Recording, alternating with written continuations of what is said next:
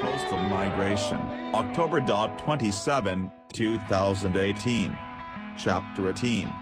The Cobalt Migration is the 150-year future story, from 1945 to 2092. AD Common Era, a science fiction adventure in clip video narrative, from authors Julian Phillips and Tom Leroy. Octubre 27, 2018. Chapter 18.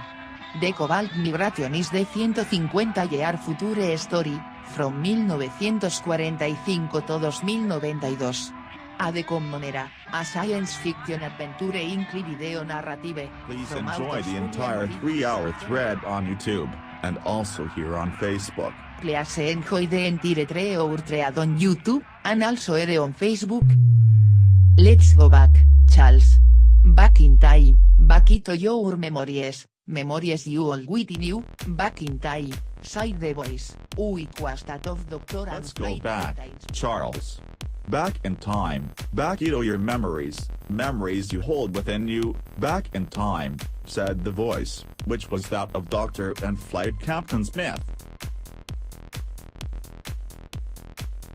Smith was a sergeant major on Corso's Jack the Giant Killer team. The body on the hospital bed was that of Charles Lincoln Corso. It was a 49-year-old male human body, the Husky Air Force pilot. His body was asleep, or appeared to be unconscious, on the same hospital bed, at an undisclosed location and private facility, probably at one of the closed-down military bases. Probably, but one could never be sure. The doctor, who was an accomplished medical doctor in general practice, as well as a successful jet flying pilot, was an essential part of the killer plan. He was in charge of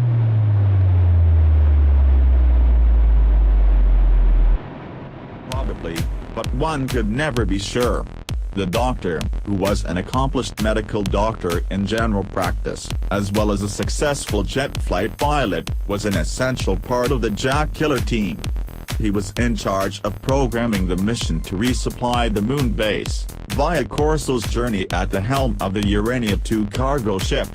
But how could Charles fall in love with the woman Linda Hayes, if the mission did not exist, or if it all was only a dream to move his mind into a vivid hallucination useful for other purposes? Dreaming asleep, dreaming awake. The son of Melutenica and World War II Air Force Intelligence Commander Philip S. Corso, was he. And he, Charles Lincoln Corso, was disoriented, and he knew it, somehow from deep within himself, there on his back on that same hospital bed, wired to monitoring devices and electrodes. And so did Dr. Smith, who he considered his friend as well. Charles Lincoln Corso was disoriented, and knew it, somehow from the within himself, there on his back on that same hospital bed, wired to monitoring devices and electrodes. And so did Dr. Smith, who I considered his friend as well. And of course as attending physician, Smith assumed that Corso could in fact the man understand his voice. In bringing you back, And of course, Charles as Lincoln, attending physician, Smith assumed that Corso could in fact hear him and understand his voice. "I'm bringing you back, Charles Lincoln," he said. "The Luna Run moon base resupply mission programming is over." Corso rolled his chest and torso from side to side, still groggy and mud-headed, the bloodline intravenous tubes and wire electrodes still working, with sounds and noises of a digital nature.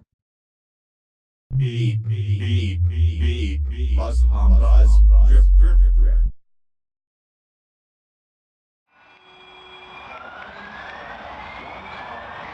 The use of the DNA profile custom designer pharmacy powerfully invested his living nervous system with specific and even very detailed experiences.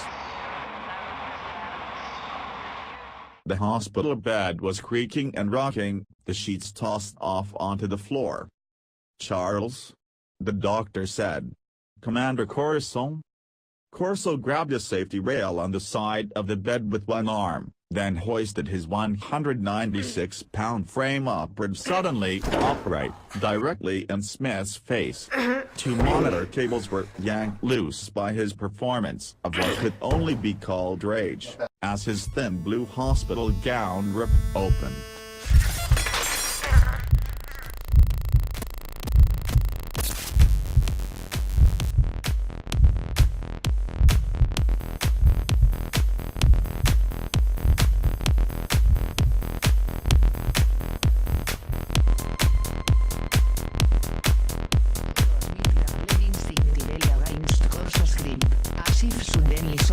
Confronted with a madman or lunatic. Corso. Stop. Charles. It's me, Dr. Smith. Heavy hot breath and muffled cries of pain. Charles Lincoln se met to exhale a breath large enough to satisfy the lungs of a mature African silverback gorilla. He blinked rapidly, exhaling. With his other arm he grabbed Smith's short by the collar buttons, twisting the cotton fabric tightly in his knobby muscled fist. Dr. Smith grappled instinctively against Corso's grip, as if suddenly somehow confronted with the madman or lunatic.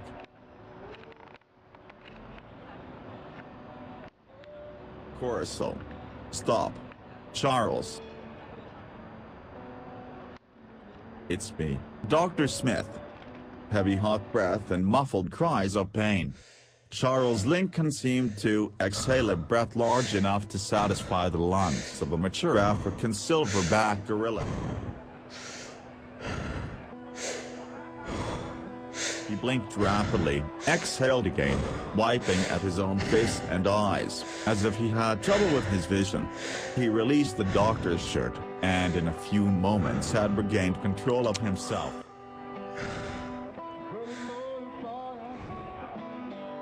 Smith pulled back, insulted somehow, accidentally knocking into a rack of medical supplies, with a loud sound that echoed.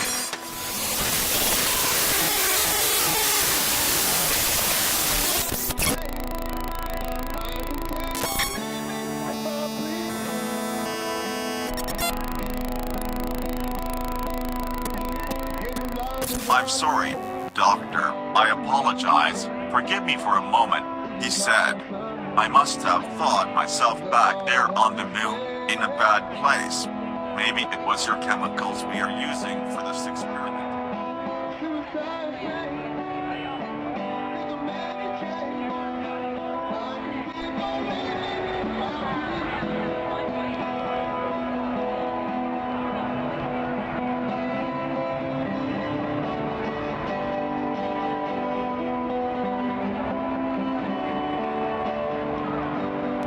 Slowly around at his environment. It was all coming back, in his mind, and also it seemed, as if a physical pain, he knew not the cause. Then it passed. The Earthstar Moon Base, the mysterious cargo controlled by Lisa Hayes, their brief romance, and the presence of the Val Valiantor, apparently stealing animal genomes for some strange use in another galaxy, or on another world, and before that, and before that. How hard could it be to admire an interstellar course thief? Or to defeat him and his alien partners? Whatever Valdir used became somehow broken, including Lisa Hayes, his so-called property. Yet it was not so. It all came back in a flood of raw emotions and hurt.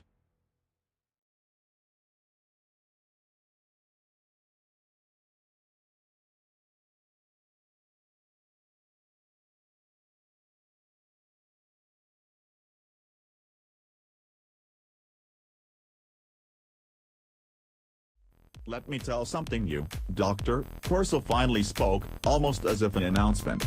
The big secret about the alien. The whole thing in a nutshell. Reader's Digest version. Alright then, I understand, Commander. Welcome home, then. Part of me will never come home.